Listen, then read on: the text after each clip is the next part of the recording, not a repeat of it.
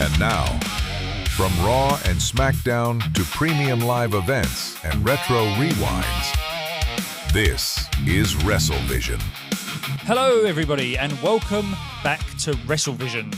My name is Luke and this is the show where we take a look at everything happening in WWE, from Raw and SmackDown to premium live events, creative decisions, and all the little details that make wrestling so good. And before we start today, you're probably wondering why this is a later episode, or maybe you're not. I mean, we are only 4 episodes in, so maybe you don't care, maybe you're happy to hear me, maybe you've never even heard the show before, and it's just me giving my opinions on Raw, on SmackDown, on premium live events, but we are a little bit late. And I just want to say to anybody who's listening out there, I have had a bit of a hard mental week this week. And I'm having a bit of a hard mental day. This isn't a pity party. I just want to say to anybody listening who struggles with certain days of the week and certain things in life, and, you know, I'm going through quite a difficult chapter in life at the moment. But if anyone out there is struggling, you can always reach out to me.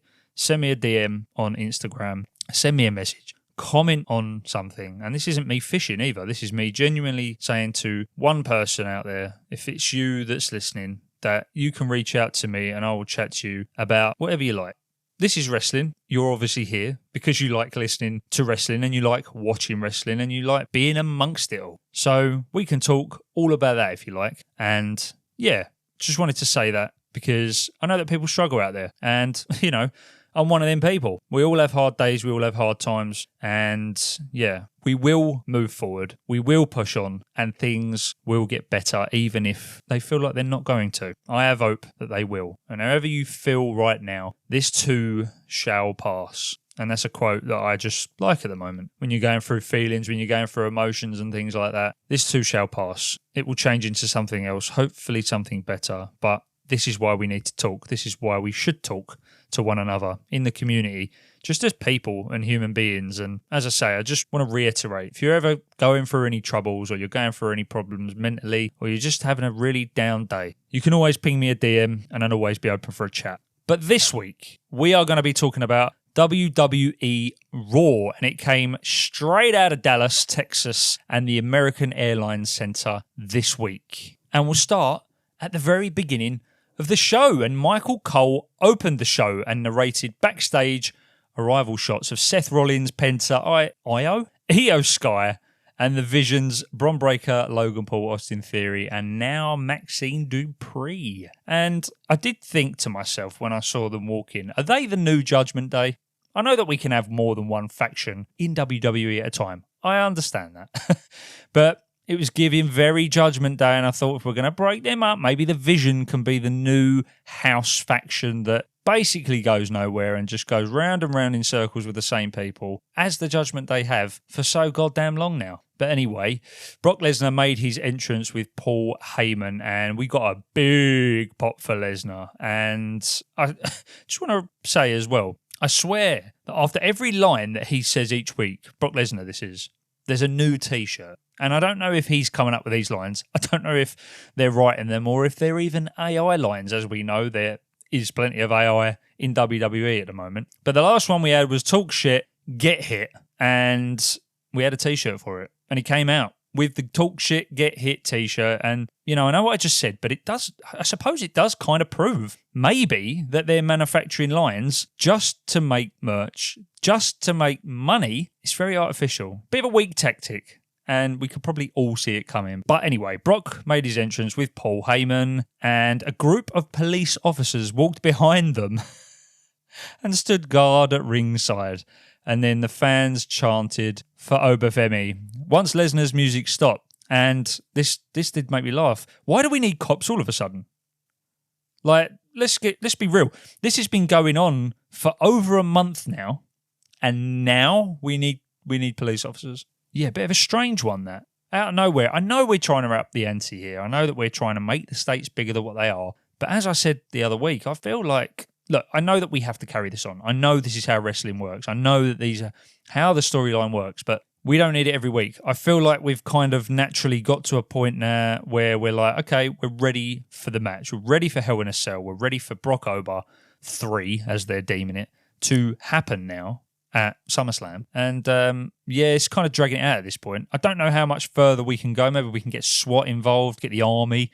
Maybe we can have the return of Donald Trump coming in. I don't know. It depends how far they really want to take it. But as soon as I saw them, I did think, well, they're going to go flying.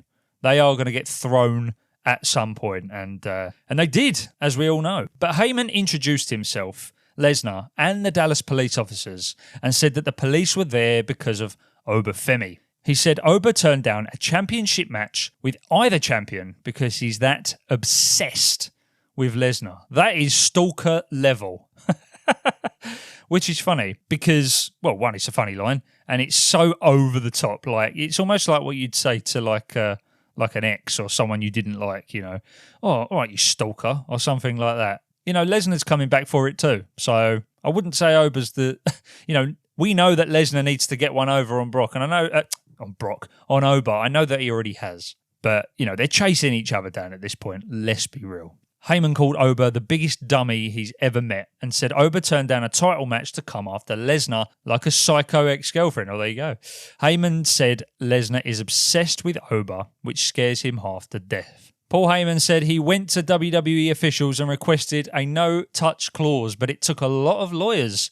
He said he went to a judge in Dallas and got a restraining order against Oba Femi. He said he got another on his own client, Brock Lesnar, who turned and looked at Heyman. He said Lesnar is a law-abiding citizen who would abide by the restraining order. And first, you know, I just want to say on this, how are you going to put a restraining order on somebody and then turn up at their place of work? Like, they work there, dude. Like, they're going to have to turn up. And you put a restraining order on a guy that you're with. Make that make sense. How does that make sense? You just walked in with a guy. Oh, by the way, you've already violated your restraining order by turning up with me here, but I didn't tell you. So I've just, this is very Paul. If we take it away, let's for argument's sake, say that Paul Heyman just turns his back on everyone at this point. This is the sort of thing that he would do. I don't think he will, but I'm just saying. Come on, Paul. What are you doing, mate? What's going on here? But Oba Femi made his entrance and marched towards the ring. The police officers entered the ring and stood in front of Heyman and Lesnar. Oba entered the ring and said he came for a fight tonight. Oba told Heyman to explain what the hell this is. Heyman said Oba violated a restraining order and told the police officers to do their job. Lesnar and Heyman exited the ring and Oba quickly cleared the cops from the ring, as we predicted.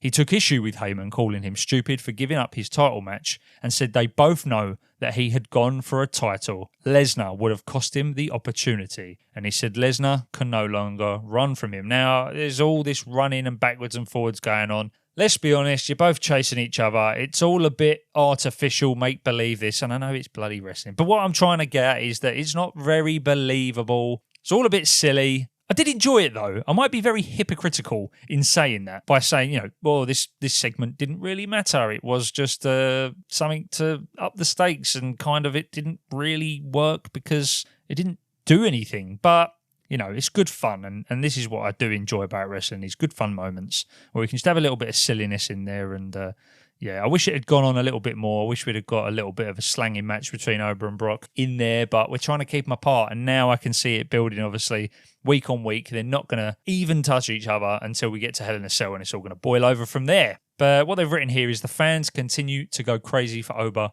wherever the company does. The segment was fairly routine, but it was nice to hear Oba finally say that Lesnar would have cost him his championship match had he taken one at SummerSlam. Yeah, I mean, predictable, but I actually am kind of glad we went down this route, to be honest with you. You know, the rumours were swirling a couple of weeks ago that we'd have a two-nighter with Oba doing Brock over in one night and then going for the championship match in the next. Who knows? I don't think that's going to happen. Personally, I think this is just going to be Oba Lesnar free, Lesnar retire. I just think that will happen. But I don't think that Brock is the sort of person that will walk away like AJ has or John Cena has. I think he'll come back. I think it'll be, you know, it's Brock Lesnar. He can do what the hell he wants. He wants to walk in at one point. You know, Goldberg came back all these years later.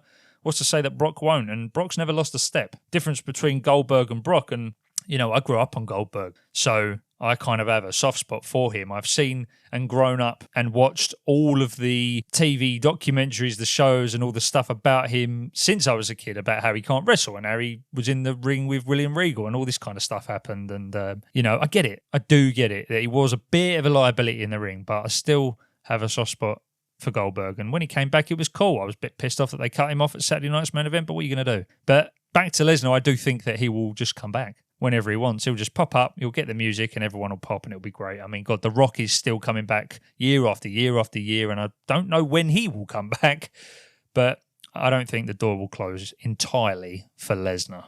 And then just before the next match between Iyo Sky and Roxanne Perez, we had Cole and Graves telling us about this part 1 of a multi-part video series on the history between Roman Reigns and Seth Rollins. And they're not very long.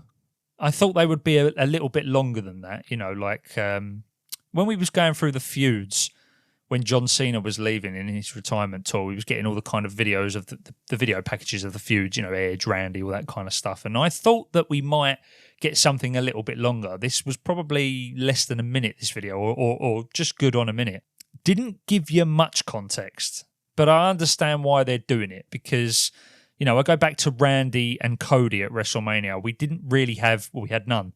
No context there from what had come before. You could go back and watch, Legacy and Randy becoming the Viper and all that kind of stuff, and 2009 Randy, as they call it. And I actually did go back and watch all that stuff on Netflix to kind of prep myself for that match. And then they didn't touch on any of it, and we got Pat McAfee. So, I like the fact that they're doing this, that they're putting a bit of effort into actually reminding people why this matters.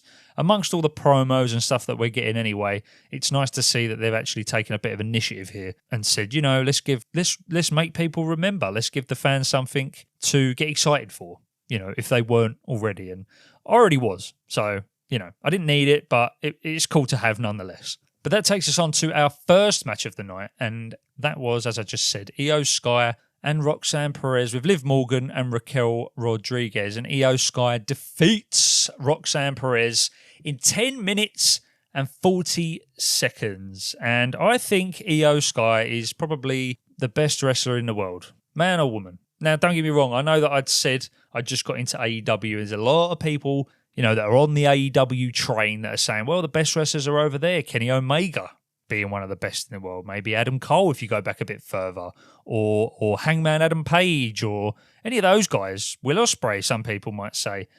But for me, Iyo Sky is consistent. She's trustworthy. You can just put her in a ring with anyone. Both parties look good. And I just love her. How can you not love Iyo Sky? But we'll just run through the match quickly here. Iyo Sky put Perez down with a missile drop kick. Perez avoided the bullet train and then took Sky down and put her in a leg lock. She rolled out of the hold, put Perez in a crossface. Iyo Sky released the hold to go up top, and she fought off Morgan's attempt to interfere and then dodged Raquel Rodriguez. Perez rolled up Sky, who reversed it and got the 3 count. And then we had a little bit of after-match shenanigans because they all attacked Iyo Sky after. And then Sol Ruca came out to help and return the favour from last week. Morgan worked over Sky with punches. Rodriguez and Perez held Sky while Morgan hit her with the Women's World Championship belt. And unfortunately, Sol Ruca got swung into the barricade. And that was kind of, that was all she wrote, unfortunately. And let's just see what they've written here. A good post-match angle that put heat on the Judgment Day women. As much as this was about Morgan, Rodriguez's attack on Ruca looked vicious. Ruca beat Rodriguez last week, but there's clearly more to come from their feud. So, yeah, man. The only thing I would say is that when Sol Ruca ran in to the ring, it all looked a little bit rehearsed. And again, this is going to sound like I've got some sort of issue with Sol Ruca now. I think a few weeks I've mentioned, she might have slipped here and this looked a bit funny there. And yes, I understand she's new to the main roster, but she isn't new. She's practiced this in NXT for years now. And it kind of all looks a little bit rehearsed. It all looks a little bit fake. And it kind of took me out of it a little bit because it was like someone, and they probably did, right, so run, go, you go now. And she's like, can't believe it. It's almost like she just doesn't look like she really cares, to be honest with you. And again, that's not a dig, really, at Sol Ruca. That's just, okay, maybe it is. I don't know. But I don't have an issue with her. That's what I'm saying. I have an issue with what's happening and maybe how it's gone down. It's nothing personal against Sol Ruka. I like her very much. And as I said, I just like to see more of her on TV. So the fact we're getting that is good.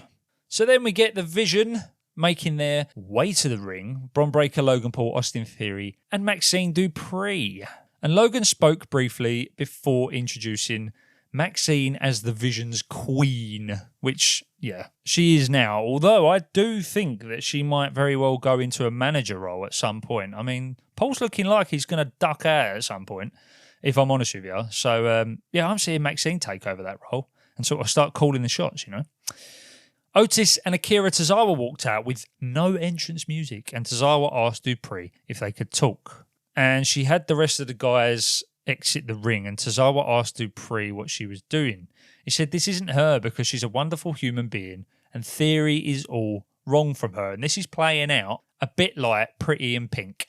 This is playing out like an 80s movie where you've got the guy that's in love with the hot chick, and the hot chick's gone for the jock, and the jock's like, you're a piece of shit, man. You're a loser. And the loser kid, John Cryer, would be sort of having this redemption arc where he proves to the girl that he really is the good guy and that Austin Theory is the dick guy, which, I mean, he is anyway, to be fair, but that's how it's playing out in my mind in this promo. It's like an 80s action flick, an 80s chick flick, more like. But for me, this was actually the best segment of the night, and I was invested. I am invested in this story, and that's all it takes, you know. A little bit of drama, and yeah, I'm really invested in this. But Maxxine said that she still loves Otis and Tozawa, and the fans booed, and then, you sold out, you sold out, you sold out followed.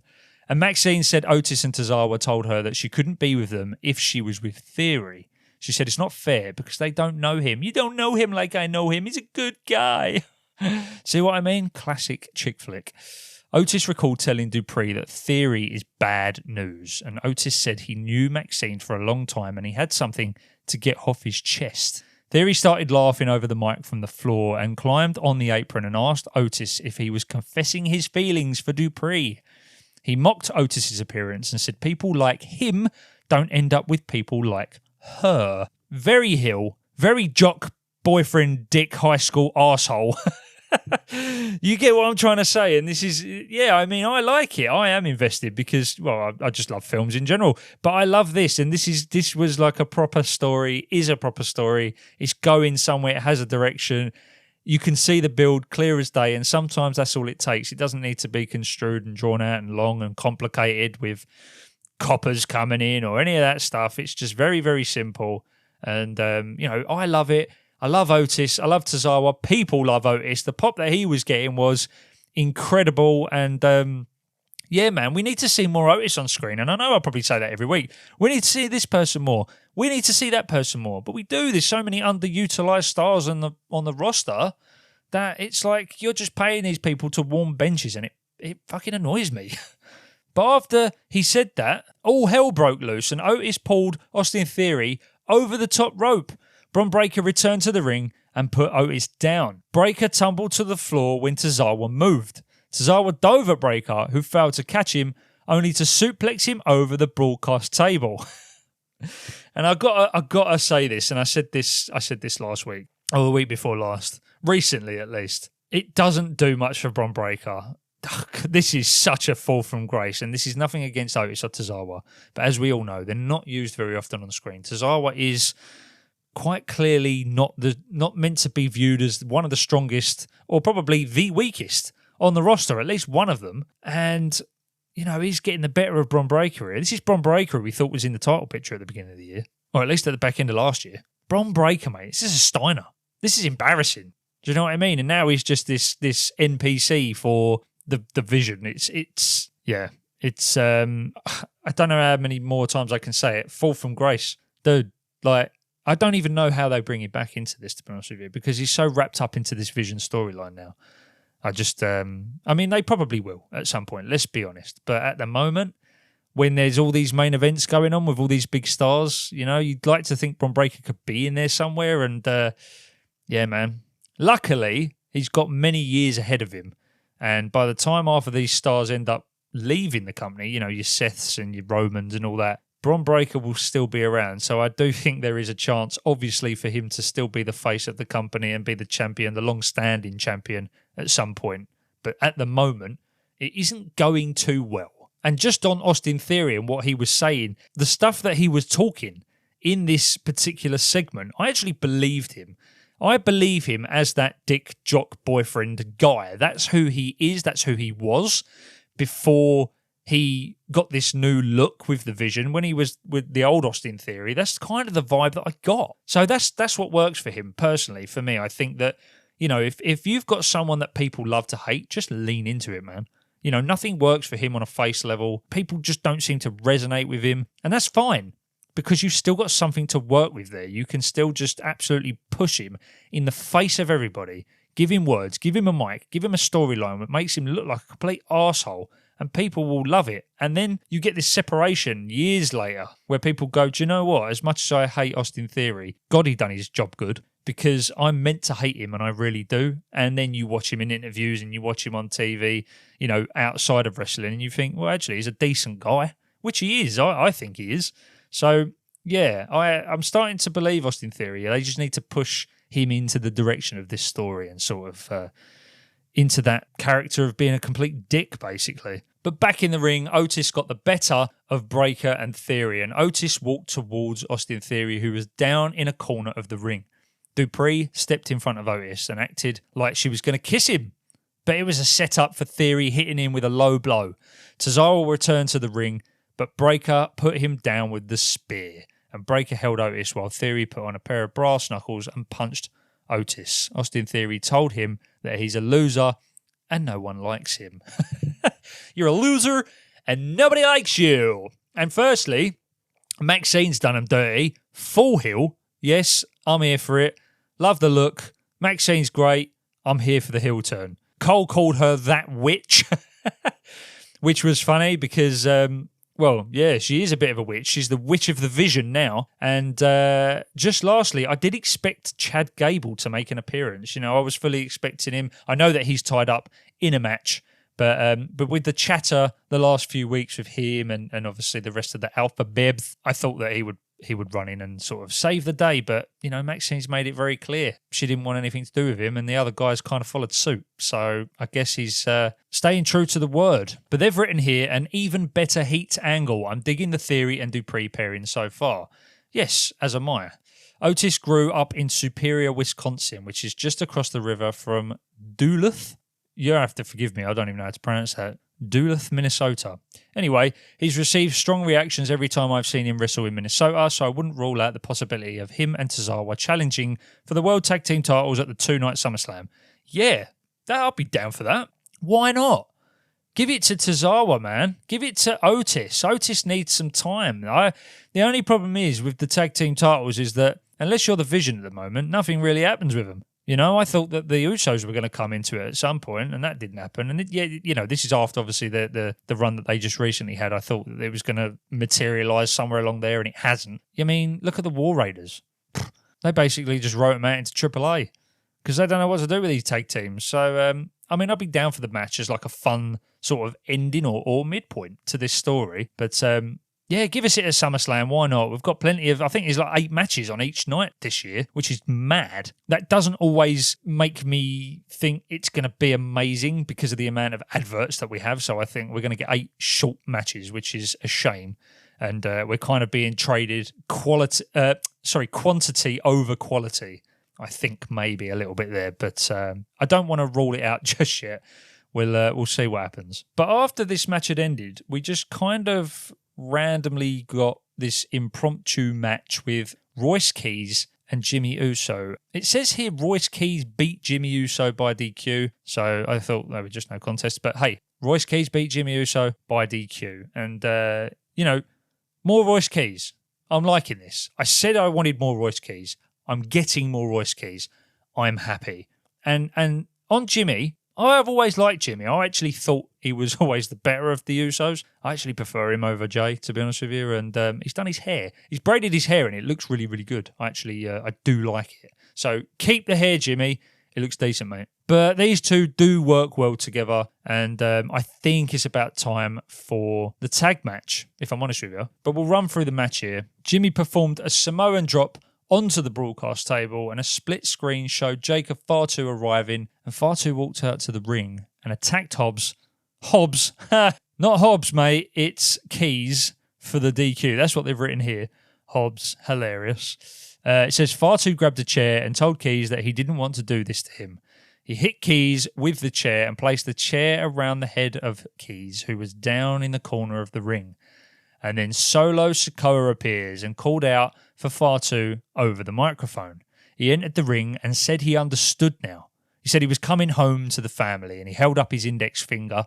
Jimmy got up and joined him. Fatu joined him, and then Solo smiled and hit Jimmy with the Samoan spike. And, I think we could all see this coming. Bit of smart work by Solo. I know that I just said I preferred Jimmy over Jay, which I do, but my favourite Samoan at the moment is Solo Sikoa. Impeccable mic work. I believe what he says. He's very good doing the ruses and things like that. I love Solo Sikoa, and I don't think he gets enough credit for what he does week on week, if I'm honest with you. But Solo got the better of Fatu momentarily until Jimmy returned. Royce Keys tried to help Solo out, but Jimmy super kicked him, and Fatu put Solo in the Tongan death grip, which is making a nice little comeback. And considering it's such a brutal move, you think he would just use it all the time, but it's only for special occasions, it seems. And I have to say that, this match was going quite well. I was enjoying it, even though we kind of had it last week. Jacob ruined it for me, because last week he attacked Solo and he didn't want anything to do with or attacking Royce Keys. And now he's just took him out. I thought he was only following OTC's orders, but now he kind of seems to be doing his own thing and going back on his word. So it's all a bit very confusing for Fatu. I don't know what's going on, but yeah, that's kind of the situation we're in. Maybe I'm following it too closely. Maybe it's just written badly. I have no idea, but that is what happened. But LA Knight then made his entrance with a chair in his hand. Huge pop for LA Knight, by the way. And once in the ring, he cleared Jimmy to the floor and then hit Fatu from behind with the chair. Fatu no-sold it, as usual, but then Knight hit him with a chair shot to clear him from the ring. I do love how he just no-sells everything. Like, it does kind of put a bit of a dampener on it. It's like, well, chair shots are still... We don't even get the head chair shot anymore for obvious reasons, but now the back chair shot, which is kind of lame on its own anyway, you're not even selling it, dude. Like, at least sell the chair shot, man. Come on, we've hardly got anything left in this company going for it. We need the chair shot to work. We need it to be something that elevates the regular picture of the match. And, dude, just sell the chair shot. But Knight got a mic and said he owed Jimmy and Fatu from last week. He said he needed them both in the ring and said he's sick and tired of the bloodline. He told them to call the unfortunate event, hilarious, Jey Uso, because he wanted him there too. Knight said he thought he was done with the bloodline, but then he realised he didn't need to do it himself, and he proposed a tag match with Solo and Keys as his partners against the Usos and Fatu for SummerSlam. And yeah, I think we all saw this one coming. Awesome, gonna be a good match. I love a triple tag team match. Can't turn away from it. And a nice mixture of styles here. But who do we pin? Knight, maybe taking the pin here. Could be Keys. Don't see why it wouldn't be. But I would like Knight, Solo, and Keys to win. I just think the Usos and the Bloodline will win. But they've written here, I think the live crowd was expecting to get the six-man tag match tonight until Knight mentioned SummerSlam. I can't blame them, as I'm sure it would be a television match if SummerSlam was a one-night show. Yeah, you're probably right. You are probably right. We've had it before, similar things, and I think we've probably even had a match that's probably like one person different. But again, we're making numbers up. If they're promising to give us 8 each night, then they've got to fill them spots. But after that match was done, we got The Vision walking backstage when Paul Heyman started to applaud them. Theory wondered if that meant they were all back together, like the Brady Bunch, and he said Maxxine was so magnificent tonight. What the hell did you need me for? And he walked away. And Graves wondered if Heyman just handed the reins to Dupri. Yeah, and I, as I said before, I think she will become the manager here and start calling the shots. I think Bron Breakker will go even further down the pecking order of the Vision, or he'll just leave it all together and become a real Paul Heyman guy. Maybe that's in his future. Hopefully, that would work. Brock goes, Bron leaves the Vision. Then we have the Vision consisting of Logan, Theory, and Maxxine, and we get Bron Breakker going solo. And what we could have, I suppose, is that when Bronson Reed comes back, then he could be the leader of the Vision, and then we could probably get Bronson Reed versus Bron Breakker. I know that's not how we saw things going, but I think that could be a way that we go moving forward with all the injuries and the fuck-ups that we've had with the Vision. It didn't go to plan, but we're trying to make the best of a bad situation here, and I actually think they're doing the right thing if they do something like that. Then we got a video package of Oba Lesnar 3, and I thought this was very UFC, the way it was presented. I didn't mind it. I just want to say on this that we all know the SummerSlam logo is AI, Minnesota, and what I've noticed is that it changes every 2 minutes. That one was black and white in that package, and we've gone from Minnesota to Minnesota. The colours change ever so slightly, and to be honest with you, it's all a bit bloody messy. At the moment, they've got the SummerSlam logo. It's almost like a silver with the Vikings colour, the purple and the yellow running across the bottom, and each shot you get of that, whether they put a Viking helmet behind it, whether they do something, it's always slightly different, and that's because, if you know anything about AI and duplications, it doesn't do too well. So, yeah, it's just messy. Poor effort from WWE there. Like, I don't know why you can't just have someone create that. You've done it for 42 years. Do you know what I mean? And the rest of the time, like, why do we need to continue to do this with AI? Just get someone to create it. There's a lot that I miss from WWE, from presentations. This is one of them. Do you know what I mean? The sort of posters that we used to get, the setup of the stage that we used to get at PLEs. I could go on, and maybe that's another conversation for another episode. But yeah, noticing this every week is giving me a bit of a headache, really. And yeah, it's a shame because it's one of the big four, and they've had to go AI with it. And yeah, it sucks. But we go on to Adam Pearce, and he was having a phone conversation backstage, and he told the person, this mystery person, that he would be there if he was needed. And Oba Femi showed up.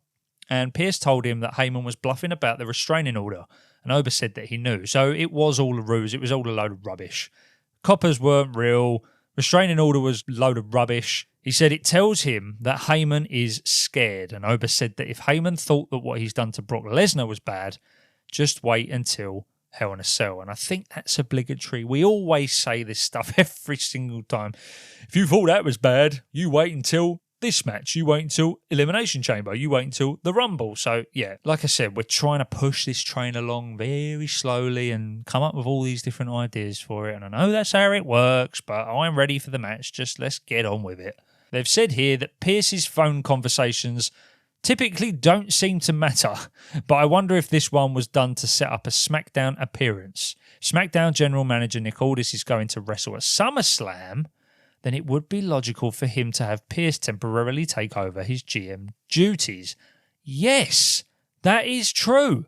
And obviously we've spoken previously about Aldis and Gunther, and, Gunther's kind of flip-flopping between these two storylines here, but Nick Aldis and Gunther, the more I hear of it, the more I like the idea of it, the more I think it's going to happen. The chatter online, the chatter between all us wrestling people. I think it will happen. Let's get it done.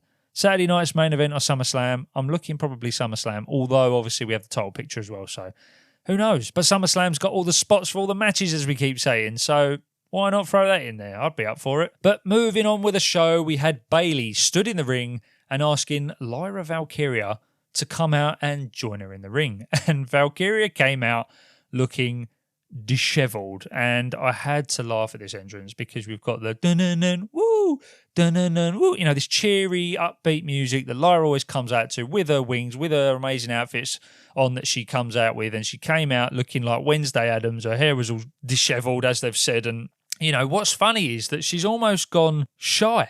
It's like, why is she now afraid to speak? I thought she was mad, not traumatised. Is that just me? Either way, I couldn't help but laugh in this segment. It just made me laugh because, I don't believe it. I'm not big on this segment, I've got to be honest with you. I'm happy to see them both in the ring because I enjoy both of them. I think they're both good wrestlers, and I don't dislike Bayley and I don't dislike Lyra. And this story is kind of, again, it's filling a spot, isn't it? But I couldn't help but laugh during this segment, I have to be honest. But anyway, Bayley shoved the mic at Valkyria until she took it. She said she'd hoped they could say what they had to say to one another and apologise. And Valkyria said Bayley should be apologising to her. She said Bayley always makes herself look like a victim.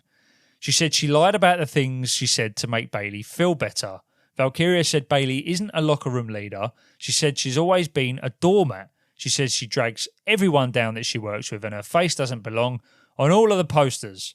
She said Bayley has always been the worst of the 4 horsewomen. And the crowd were like, oh. You can tell that they're not really into this storyline. And, you know, I don't know why that is. I suppose because it's been thrown together, really. No one's been really interested in sort of the tag storyline that they had. And now they've broke up and it's just an angle and it's for something for them to do. That's what it feels like. And unfortunately, that's kind of what WWE feels like a little bit at the moment. And that's the truth of it. It feels like that we have a main event picture. We have a mid-card picture. And again, I said that the mid-card is very bloated and we don't see a lot of people. You know, there's a lot of wrestlers that could be featured in storylines and they're not. They're just bench warmers. And we have kind of one main event storyline, one sort of tier of people that are in that. Then a second tier of the mid-card, even though there's so many people that could be in it. And then we just get the rest of everybody else and they just kind of go, yeah, let's just do that. Yeah, you know, and it just doesn't feel like WWE really cares about it too much. And it shows because we don't really care about it too much. I don't know how you feel, but for me, I'm just kind of like, yeah, move on to the next one. I'm not massively interested in this, to be honest with you. And yeah, I just get the match over and done with. But it says Bayley said she would add to her accomplishments and beat Valkyria's ass at Madison Square Garden. She said she spoke with Pierce and said she would see Valkyria at Saturday night's main event. Bayley stuffed a cheap shot attempt, but Valkyria quickly got the better of her, put her down with her own version of the Bayley to belly. And they've said, I'm not sold on this yet, but I am curious to see what this version of Valkyria looks like when it's time for a match and how she approaches it from an in-ring standpoint. I like that Bayley didn't just pout. Rather, she stood up for herself after Valkyria insulted her. And yeah, of course she will. But yeah, I'm done with this story. Let's just get on to Saturday night's main event. But then we get a vignette showing Big Cass. He asked what happens when the whole world calls and you can't miss. He asked what happens when the whole world is wrong, and a graphic listed 3rd of August, which is the Raw after SummerSlam. And I did mention this on Instagram that we would get Enzo and Big Cass back. I know I didn't break the news. I'm just saying I jumped on the bandwagon because everyone was talking about it. And I've got to be honest with you, I never watched these guys. I was out of wrestling when these guys were hot. But I've seen all the segments. I've seen the YouTube videos. I've gone back through the archives on Netflix and I've watched all their bits and stuff like that. And yeah, I'm excited to have them back. If they can pull the crowd like they used to, then that is good news. And can you imagine the promos with them and LA Knight and some sort of storyline there? That would be really interesting and I'd be down for it. But after that vignette, we do get our 3rd match of the night. And it is the Gauntlet match for the shot at the IC title. Dominic Mysterio, Joe Hendry, Ethan Page, Rusev, Javon Evans, Chad Gable, and Dragon Lee. And my predictions was that Chad Gable would win this. And he fucking did. So we'll run through the match briefly because it's obviously quite a lot to talk about here. But Joe Hendry and Dominic Mysterio started the match. And Joe Hendry was eliminated by Dom in 5 minutes. Then Javon Evans came in and Dominic Mysterio was eliminated by Javon Evans in 11 minutes and 15 seconds. Then Dragon Lee came in and Dragon Lee was eliminated by Javon Evans in 18 minutes and 30 seconds. This is obviously as the time goes on. This isn't another 18 minutes, but 18 minutes and 30 seconds. And then Rusev came in and Cole said that Rusev had a golden opportunity here and he put Evans in the accolade and Evans scrambled and reached the ropes and he pulled him back to the middle of the ring and reapplied the hold. And Javon Evans was eliminated by Rusev in the 27th minute. And we then got our 6th entrant, Chad Gable. And Gable got the better of Rusev and then went for a top rope move, but Rusev caught him before executing an Uranagi slam for a 2 count. Rusev caught the accolade. Gable nearly reached the ropes to break it when Rusev started gouging his eyes. Gable slipped under Rusev and then performed a German suplex that dumped Rusev's head on the top turnbuckle. Gable followed up with a victory roll from the middle rope and got the 3 count, and Rusev was eliminated by Chad Gable in 34 minutes and 15 seconds. But then once Rusev was eliminated by Chad Gable, he attacked him after the fall and put him in the accolade while Ethan Page walked out as the final entrant. Rusev released the hold and then went onto the floor and told Paige, go get him. Paige got the better of a weary Gable and told him to stay down and make it easy on himself. Paige was getting the better of things and was standing on the middle rope with Gable over his shoulder, but he played to the crowd. Gable escaped and then caught Paige in the ankle lock for the submission win. Chad Gable defeats Ethan Page to win the Gauntlet match in 38 minutes, 20 seconds, and to earn a title shot at SummerSlam against Penta. But just a couple of things about this match that I really enjoyed. Dom taking a timeout, I'll allow. Jimmy on Friday, I won't allow. Joe Hendry being out, nice and easy. You know, I'm not a big fan of Joe Hendry and these stupid camera turns that they do with the... I know that's his whole shtick. I know that. But I'm bored of it. I mean, they should have jumped on Joe Hendry when he was hot, right after WrestleMania, right after the Randy Orton match. They failed to. They stuck him in NXT. He sat there for a good year. He's come back, and now no one gives a fuck. So, hey, what are you going to do? Javon Evans looked gassed in his match, which was strange. I know he came out to his bouncy entrance and everything like that, but he did look gassed when he came out. But he did go over 2 matches, so I'll allow it. And him and Dragon Man, what a match. Like that was amazing. I would love to just see a feud or something between them two, just for the quality of wrestling. I know that there won't be a feud because obviously they shook hands after and congratulated each other on a good match. So fair play. But yeah, Dragon Lee's too good, mate. As is Javon, and I love the outfit this week on Dragon Lee. The green and the red, the oriental look or whatever it was that was going on, looked awesome. And just in the middle of all this, obviously when Dom was in the ring, just going back to that, Danhausen came out and he messed his own catchphrase up. Don't know if anyone noticed that. Then said shit live on air, which ain't the biggest deal, but they're usually bleeping out the swear words, aren't they, WWE? And they didn't do that with this. And JD went over there to have some sort of fight or chase him away or whatever it was, and the camera switched back to Dom. Dom lost, and then nothing. I don't know what happened with them two, but I'm sure we'll find out in the next week, and we'll have a follow-up for that. But after the whole match had gone on, the IC champion Penta entered the ring, shook hands with Gable before holding up the title belt. And yeah, it was a really good Gauntlet match. I really, really enjoyed this, actually, and I'm so glad that Gable got the win. I think he will win this Intercontinental Championship. As much as I love Penta, it's about time Chad Gable got his first singles title. And they've written here, a good Gauntlet match with the expected outcome of Minneapolis native Chad Gable going over. I think the live crowd would have been happier if Javon Evans had gone over. Well, I don't know about that. Thanks to his impressive performance. Yeah, but him and Dragon both did a good job, in my opinion. So I disagree with that. I think everyone wanted Chad to win this. That said, the crowd liked Gable and some fans even did his goofy clap afterwards. Yeah, they did, the Gable, with that terrible AI theme of his. I don't know why they've done him so dirty with that. It's it's pretty freaking terrible. But yeah, really looking forward to Penta and Chad Gable. I'm sure we will be in for one hell of a match. But after that, a black SUV arrived in the parking area and Roman Reigns emerged from the vehicle, and then his assistant handed him the World Heavyweight Championship belt. Adam Pearce stood in the ring where a table and chairs were set up for the contract signing. Roman Reigns made his entrance and Reigns placed his belt on the table and eventually told the Dallas crowd to acknowledge him. As usual, as we always do every week, don't we people? The fans chanted OTC. Pearce placed the contract in front of Roman's spot at the head of the table, but they were interrupted by Seth Rollins, and as he came in, the fans chanted along with his music, and once in the ring, he took a seat and signed the contract. And Rollins said it had to be hard for Reigns to have the fans sing his song and drown out the OTC chants, and that does happen. But I do think it's just because, whoa, is catchier. You can only go so far of OTC chants, unfortunately, and you can't really sing Roman Reigns' song.